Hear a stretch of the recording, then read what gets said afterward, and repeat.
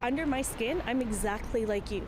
I have organs, I have a heart, I have lungs. Rosalie Kucherik wants you to judge her for what she does, not what she looks like. But over the last year of the COVID-19 pandemic, the racism against her Asian heritage has only ramped up. And you hear the snicker of like, oh, that's an Asian, and they take like an extra couple of feet away from you.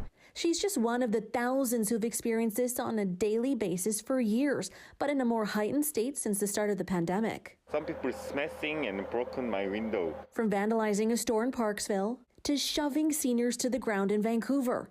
Anti-Asian violence in BC has seen a dangerous spike throughout the pandemic this last year, according to recent reports and police findings.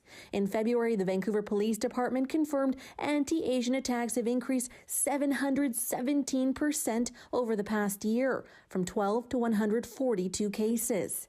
But the soaring numbers expected by some. I'm not surprised. As a matter of fact, I think the numbers should be higher.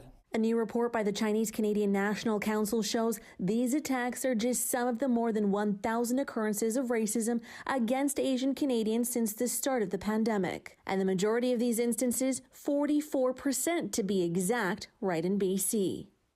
Kucherik's son, Quan Michaels, is one of them. In July, he was knocked to the ground by a driver when he was riding his longboard. Then, while he was on the ground bleeding, the driver allegedly opened his window and yelled derogatory terms referencing his Asian heritage. And 8 months later, he didn't expect to see hate against Asians spike like it did. I think now it's just popping up because, especially from the effects of COVID, a lot of people have gotten, not to say colder, but they kind of lost sense of what another person really feels. With these incidents on the rise, many in the community are left feeling they have no other option than to hold our guard up and put up the more alert,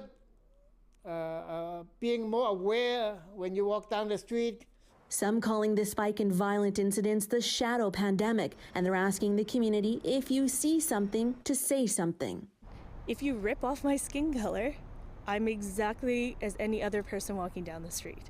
Zara Premji, CBC News, Vancouver.